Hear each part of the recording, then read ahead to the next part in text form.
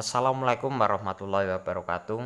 Perkenalkan, saya Sibagas Pangerando, mewakili kelompok 11 yang beranggotakan terdiri dari 1. Diah Melani Nindiasari, 2. Maisinta Etika Dewi, 3. Ira Irmawati, 4. Dinda Putri Murting Tias, 5. Sibagas Pangerando. Pada kesempatan kali ini, kami kelompok 11 diberi tugas untuk mendiskusikan tentang implikasi manajemen strategis.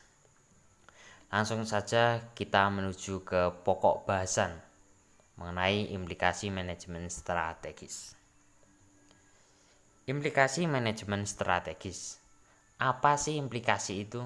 Pastinya kata implikasi itu juga sedikit asing di telinga kita. Implikasi dalam bahasa Indonesia adalah efek yang ditimbulkan di masa depan atau dampak yang dirasakan ketika melakukan sesuatu hal. Nah, di sini kita menjabarkan implikasi manajemen strategi sendiri sebagai keputusan pemimpin untuk melakukan suatu tindakan strategis yang dapat memiliki efek positif seperti meningkatkan semangat individu di organisasi tersebut, tetapi juga dapat menimbulkan efek negatif, yaitu perpecahan yang dapat menimbulkan konflik antar individu. Selanjutnya, konflik dilihat dari berbagai sudut. Menurut Dr. Digvijaya Singh Thakor 2013 juga mengatakan 4 pandangan mengenai konflik, yaitu 1. Pandangan tradisional menyatakan bahwa konflik harus dihindari dan sama sekali tidak menguntungkan. Itu mengenai pandangan tradisional bahwa konflik itu sama sekali tidak ada untungnya menurut Dr. Digvijaya Thakor. 2. Pandangan human relation mendefinisikan pemimpin dapat menghindari konflik dengan menciptakan lingkungan yang memiliki niat baik dan kepercayaan, serta harus peduli dengan karyawan dan sesegera mungkin menyelesaikan konflik yang terjadi. Kalau di poin kedua ini mengenai pandangan human relation lebih kepada tindakan seorang pemimpin dalam menghadapi sebuah konflik. 3. Pandangan interaksi dari konflik percaya bahwa konflik adalah suatu hal yang positif dan diperlukan untuk menghasilkan kinerja yang efektif. Konflik adalah hal yang tidak terhindarkan dari kehidupan organisasi dan harus dinilai dari kinerjanya. Pada poin 3 ini lebih condong bahwasanya konflik itu memiliki dampak yang positif, ada manfaatnya juga dari konflik tersebut, dan konflik memang dianggap sebagai hal yang wajar di dalam sebuah organisasi. Itu menurut pandangan interaksi. Dan yang terakhir 4. Pandangan integrasionis berpendapat bahwa beberapa konflik mutlak diperlukan agar suatu kelompok dapat bekerja secara efektif. Kalau di pandangan nomor 4 ini, pandangan integrasionis ini berpendapat konflik itu sangat dibutuhkan malahan untuk sebuah kelompok agar tercipta kinerja yang efektif dari kelompok tersebut. Ya, selanjutnya masih sama, kita mengutip dari Dr. Digvijaya Singh Thakor juga membagi menjadi 3 konflik berdasarkan jenisnya. Ini ada 3 jenis konflik, yaitu konflik tugas atau substantif, merupakan kondisi di mana karyawan mengalami perbedaan pendapat tentang cara melakukan tugas tertentu di organisasi karena mendapat arahan yang berbeda dari atasan, sehingga mengalami kesulitan dalam mengidentifikasi sudut pandang yang paling cocok untuk menyelesaikan konflik tugas.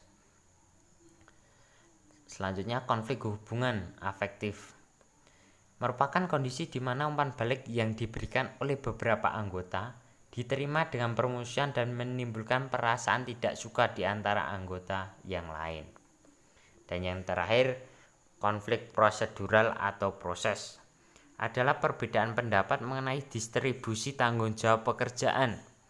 Terjadi perdebatan pembagian tugas mengedepankan perspektif yang berbeda. Ya, itu tadi tiga konflik berdasarkan jenisnya, konflik tugas, hubungan, dan prosedural menurut Dr. Dick Vijayasingtakar. Selanjutnya masih sama menurut Dr. Dick Vijayasingtakar, terdapat 7 penyebab konflik. Ini ada 7 penyebab. Yang pertama adalah anggota tim membawa nilai-nilai yang beragam secara budaya ke tim kerja mereka. Jadi nomor 1 ini penyebabnya adalah keberagaman nilai-nilai yang beragam yang dibawa oleh para anggota ketika mereka masuk ke tim. Pastinya dalam sebuah tim anggota-anggota itu sebelum masuk tim itu sudah membawa nilai-nilai sendiri, nilai-nilai budaya yang kemudian dibawa ke tim. Di situ terbentuklah sebuah tim yang heterogen. Kemudian nomor 2, anggota memiliki sikap berbeda yang menghasilkan tujuan yang berbeda untuk anggota tim, yaitu sering kita temukan dalam organisasi perbedaan. Terus selanjutnya 3, anggota tim memiliki kebutuhan berbeda yang tidak terpenuhi yang mengakibatkan frustasi yang memperburuk konflik. Kemudian 4, berbagai harapan anggota tim tidak terpenuhi dan mengakibatkan konflik. Selanjutnya anggota tim memiliki perspektif berbeda yang menghasilkan interpretasi yang berbeda dari informasi yang sama. Kemudian 6, sumber daya terbatas sering mengakibatkan peningkatan konflik. 7, anggota tim memiliki kepribadian yang berbeda yang saling berbenturan. Ini yang poin terakhir ini, perbedaan kepribadian. Biasalah satu sama lain sebagai seorang manusia pasti memiliki karakter kepribadian yang berbeda-beda. Selanjutnya jenis-jenis dan sumber konflik. Masih sama kita mengutip Dr. Dick Vijayasingtakar, membagi sumber konflik itu menjadi 3, yaitu konflik struktural, konflik peran, dan konflik sumber daya. Pertama, konflik struktural. Konflik yang ditimbulkan dari kebutuhan untuk mengelola saling ketaraan berbagai subunit organisasi. Jadi ini konflik antar struktur, antar unit organisasi. Kemudian konflik peran, konflik yang ditimbulkan dari serangkaian perilaku yang ditentukan. Ini lebih ke tingkah laku atau peran yang mungkin dapat menimbulkan sebuah konflik di dalam organisasi. Kemudian C, konflik sumber daya, konflik yang berasal dari kelompok kepentingan yang bersaing untuk sumber daya organisasi. Ini konflik sumber daya. Terus kemudian Dr. Dick Vijayasingtakar juga mengidentifikasi 3 faktor utama yang berfungsi sebagai sumber konflik. 1, komunikasi, 2, struktural, 3, pribadi. Komunikasi, konflik yang timbul dari kesalahpahaman. Ya, di sini kita bisa dipahami apabila di sebuah organisasi antara anggota itu kurangnya komunikasi, memang itu dapat menimbulkan sebuah konflik, karena ketika kurangnya komunikasi satu sama lain anggota tentunya akan memiliki dugaan yang sebetulnya itu belum tentu benar. Makanya itu diperlukan sebuah komunikasi agar tidak terjadi konflik. Kemudian struktural, konflik terkait peran organisasi. Ini tadi sama, ini berkaitan dengan antar unit organisasi, antar peran, jabatan, struktur. 3, pribadi, konflik yang berasal dari perbedaan individu. Ya, ini antar individu yang bisa mengakibatkan konflik, mungkin punya masalah apa yang nanti bisa terbawa di organisasi terus bisa mengakibatkan sebuah konflik. Selanjutnya ini kita masih sama dari Dr. Dick Vijayasingtakar, menyatakan secara umum ada 6 sumber utama konflik. 6 ini yaitu perselisihan antar pribadi yang muncul ketika satu orang mengalami stres individu. Ini antar orang tapi disebabkan oleh satu orang yang mengalami stres secara psikis mungkin juga bisa. Terus kemudian masalah yang dihasilkan dari konflik peran, suatu kondisi yang terjadi ketika ada bentrokan peran seseorang dalam organisasi. Ini mungkin bentrok peran tuh mungkin ada perselisihan tentang tanggung jawab atau tugas, itu mungkin juga bisa. Terus ketika kekuatan berjuang yang mengadu domba orang dan kelompok untuk mencapai tujuan egois mereka sendiri. Ini lebih ke hal yang sangat negatif yang terjadi di organisasi, namun tidak bisa dipungkiri hal itu juga sering terjadi di organisasi. Adu domba antar kelompok, antar orang untuk kepentingan pribadi. Kemudian kesalahpahaman dan ketidaksepakatan dari diferensiasi, yaitu bentrokan yang muncul karena orang mendekati masalah umum dari orientasi yang sangat berbeda. Ini kesalahpahaman. Terus kemudian, dan kesalahpahaman itu kuncinya yaitu komunikasi tadi. Terus kemudian persyaratan saling ketergantungan untuk kolaborasi yang jika tidak luas dan seimbang antara para pihak menyebabkan gangguan komunikasi dan interaksi yang pada gilirannya jika krisis menyebabkan konflik yang lebih intensif.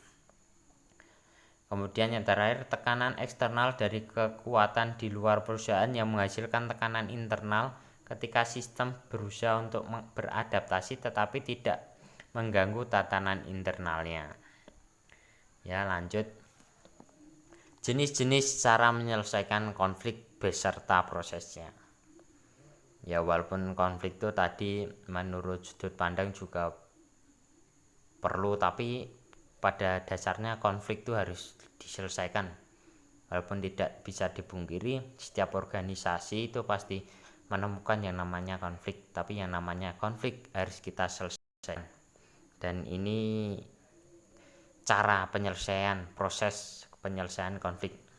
Menurut Juan N. Danforth 2012 mengidentifikasi 8 tahap resolusi konflik, yaitu 1. Mengembangkan aturan dasar. Mengembangkan seperangkat aturan dasar yang mengatur bagaimana orang akan saling terlibat dalam suatu organisasi, mengikuti dan menegakkan aturan-aturan dasar tersebut. Berarti poin pertama ini bagaimana kita membuat aturan dasar untuk meminimalisir konflik pertama. Yang kedua juga aturan itu diciptakan agar apabila terjadi konflik kita dapat menyelesaikan pakai aturan dasar tersebut.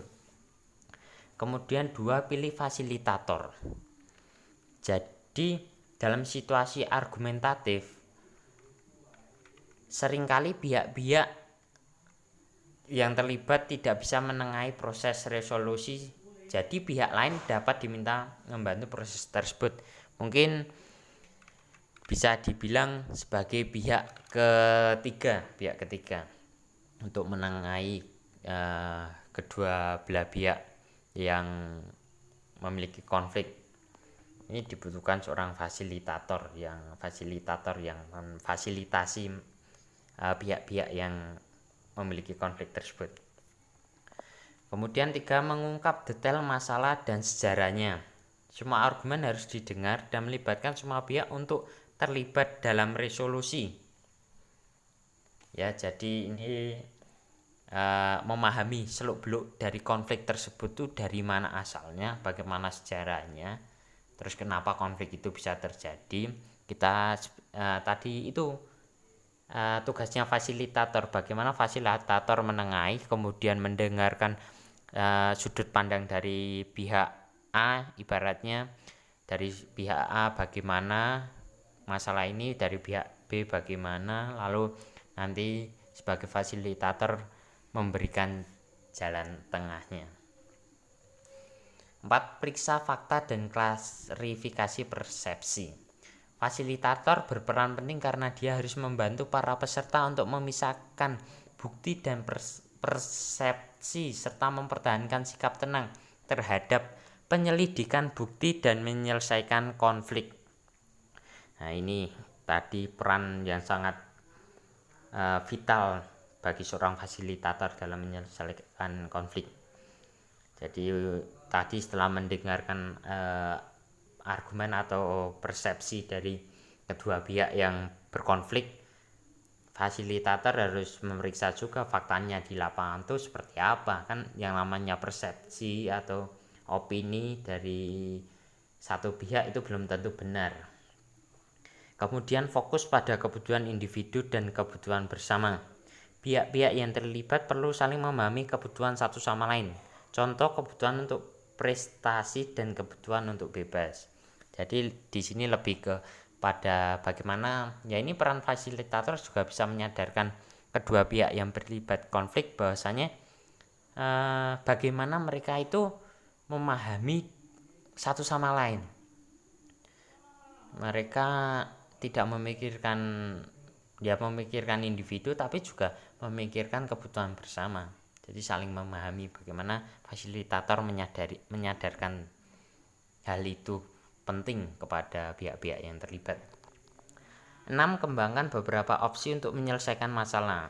Dalam menemukan solusi untuk masalah kontroversial, pikirkan beberapa opsi. Jadi harus ada plan A, B, C untuk menyelesaikan sebuah konflik.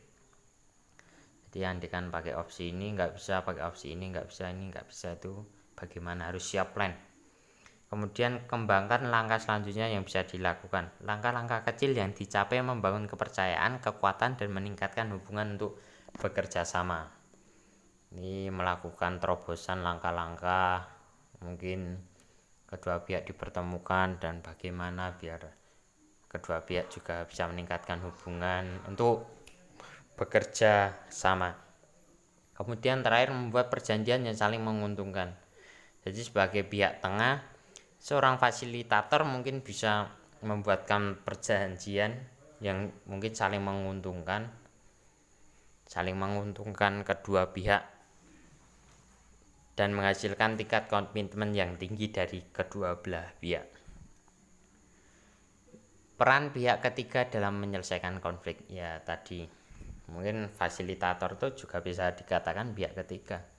Ini kembali menurut Dr. Dick Vijayasinghe Thakur, menyatakan ketika pihak yang berselisih tidak mampu atau tidak mau menengahi konflik, pihak ketiga dapat dilibatkan dalam membantu penyelesaian konflik.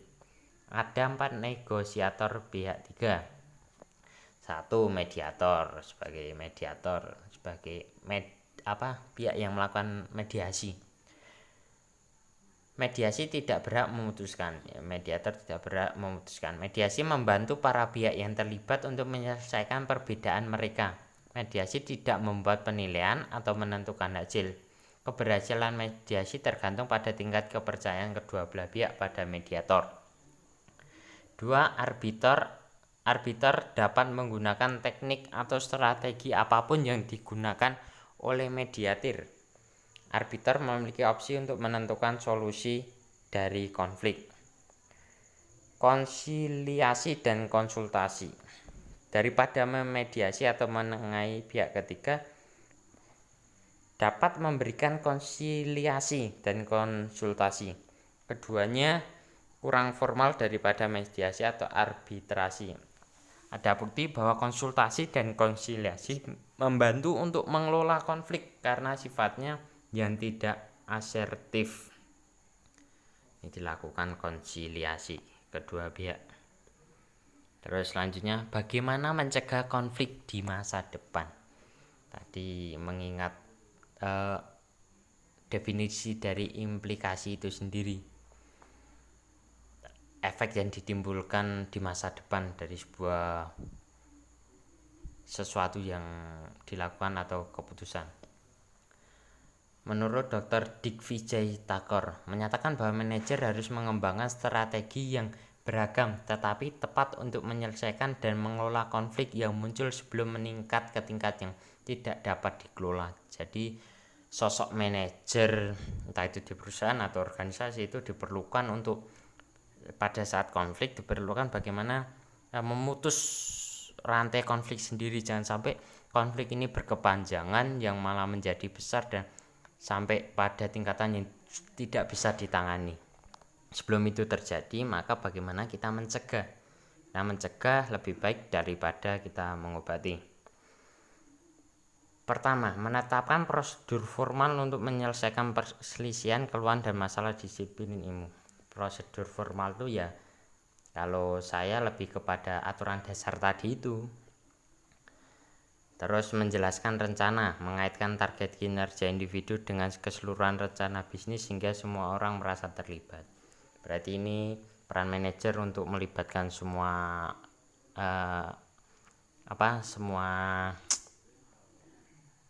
semua anggota, semua yang terlibat dalam organisasi, semua stakeholder di situ. Kemudian mendengarkan konsultasi adalah kunci untuk melibatkan karyawan dalam pengambilan keputusan. Kemudian upah yang adil, upah jarak jauh dari pikiran orang. Dan kemudian keamanan dalam bekerja. Pikirkan tentang penggunaan komputer, merokok, stres, dan obat-obatan serta kebisingan, debu, dan bahan kimia. Ya, demikian itu tentang implikasi manajemen strategis. Mungkin itu yang dapat kami sampaikan, kurang lebihnya kami mohon maaf. Apabila ada lebihnya itu dari Allah Subhanahu wa taala, apabila ada kurangnya itu dari kami kelompok 11, dan kami kelompok 11 juga mengucapkan selamat beribadah puasa bagi yang menjalankan dan tetap semangat. Terima kasih, kurang lebihnya mohon maaf. Mungkin sekian dari kami. Akhirul kalam, wabillahi taufik wal hidayah. Wassalamualaikum warahmatullahi wabarakatuh.